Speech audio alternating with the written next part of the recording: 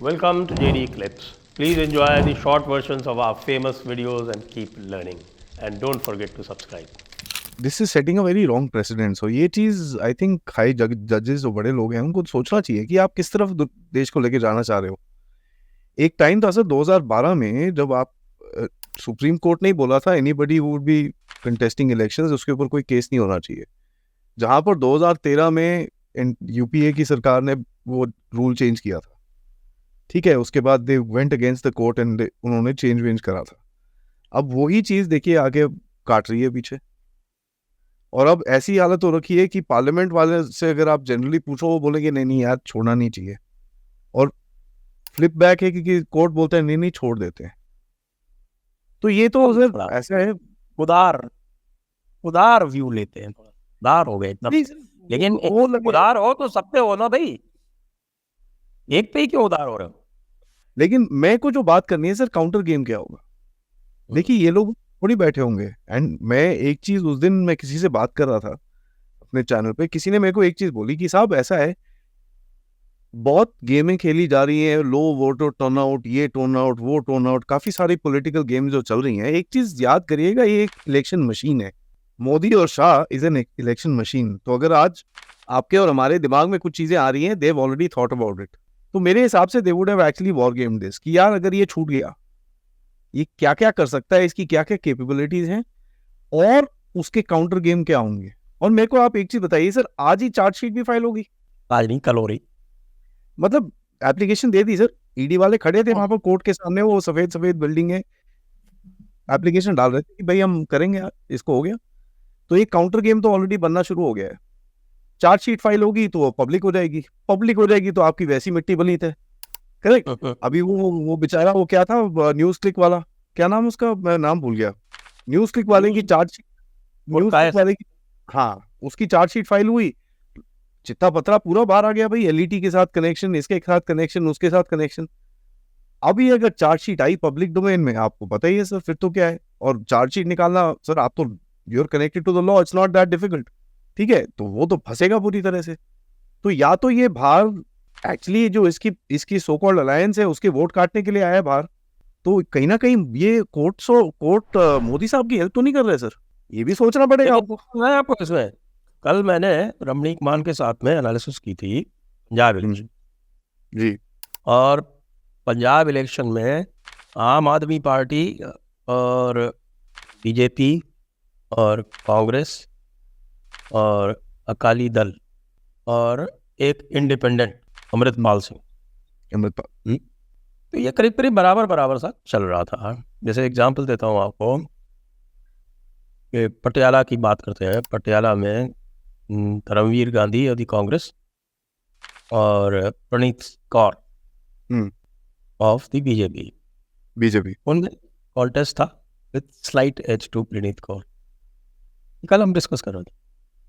अब मान लीजिए इसको गेम कीजिए आप कि हमारे आम आदमी पार्टी वाले जो है वो they were out of the contest, और अब जो है बिकॉज ऑफ दिस रिलीज, पता नहीं ये वहाँ कैंपेन करेगा जाके कि नहीं करेगा, लेकिन जो सेंटिमेंट जो है वो कैंडिडेट होगा उसके ऊपर तो कैश इन करेगा ही ना. तो if he pulls in another extra 20, 30, 40,000 votes, BJP के तो पक्का हो गया वहाँ. BJP is through by a big margin. इसी तरह से फिर एग्जाम्पल देता हूँ मैं आपको. जैसे गुरदासपुर की सीट है जी, वहाँ गुरदासपुर रंधावा लड़ रहा है, ये सुखजिंदर सिंह रंधावा, और रंधावा और उधर से कॉन्टेस्ट है बीजेपी के आपका दिनेश बब्बू से. तो अच्छा कॉन्टेस्ट है.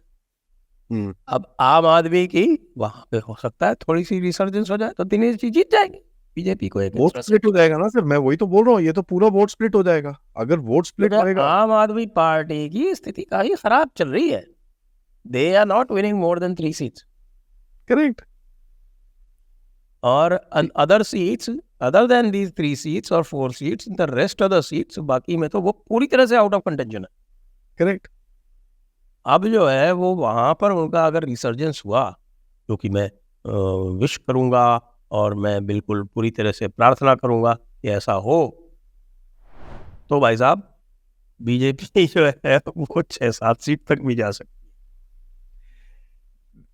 अब देखिए सर, मैं तो मेरा दिमाग थोड़ा टेढ़ा है, मैं यही बोल रहा हूँ कि यार ये तो आप पंजाब में फोकस कर रहे हो, मैं तो पूरे देश में देखो जो हमारे दूसरे यूथ आइकॉन भाई साहब हैं और उनकी जो यूथ आइकॉनिस दीदी हैं, वो भी उनका तो पूरा मीडिया कवरेज खत्म हो जाएगा आज से, क्योंकि देखो मोदी को तो yes, media yes, yes, coverage yes. देना ही देना है।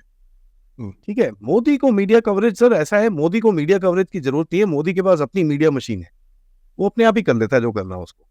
ट्विटर पे आप देखो उनके वीडियोस इतने प्यारे प्यारे 2-2 3-3 मिनट के वीडियोस वो डाल रहे हैं, ब्यूटीफुल स्टफ। नाउ दूसरे वालों का मीडिया कैंपेन की वो राधिका खेरा तो छोड़ के चली गई, ठीक है, टांगे वहां कटी हुई उनको हैं आपकी। उनको मोलेस्ट कर दिया गया, बताइए आप, ये भी कोई तरीका है? वो तो सर अब देखिए बड़ी इंटरेस्टिंग सी स्टोरी है ऐसी जो भी बाहर निकलता है। एंड भारत जोड़ो यात्रा में, जोड़ो तो पता नहीं, भारत पियो यात्रा अलग है, ब्रांड ब्रांड टेस्ट करते हुए जा रहे थे, तो बढ़िया है, कोई बात नहीं, बढ़िया है, सब कुछ ठीक है। लेकिन मेरे को एक चीज बताऊं सर मैं आपको, ये तो उनके जो इंडिया अलायंस वाले हैं उनका तो बहुत बुरी हालत होगी इसमें। क्यों? क्योंकि आपका पूरा मीडिया नैरेटिव बैठ जाएगा, सारे कैमरा इसके घर के बाहर खड़े होंगे। अभी केजरीवाल जी आए हैं, वो बैठे हैं, उन्होंने चाय का प्याला पिया है, अभी उनसे ये मिलने आ रहे हैं, अभी वो मिलने आ रहे हैं, अभी ये मिलने आ रहे हैं, 3 दिन तो यही चलेगा, आपको भी पता है। ठीक है, लोग भागेंगे उनके पीछे, ये भाई साहब जाएंगे रैली में, 4 सीटें भरी हुई, अब क्या करूं। आपने एक चीज नोटिस करी है सर, मोदी साहब की रैली में ड्रोन फुटेज आती है, ठीक है, वो ड्रोन वोन ले जाके पूरी फुटेज देते हैं। ये साहब की रैली में सिर्फ फ्रंटल फुटेज आती है, एकदम फेस के सामने, कोई कैमरा वो क्राउड ज्यादा बड़ी दिखाई पड़ती है उस एंगल से। नहीं, क्राउड दिखाते नहीं है सर। आप 90% इनकी रैलीज में देखो, क्राउड आपको दिखाएंगे नहीं है।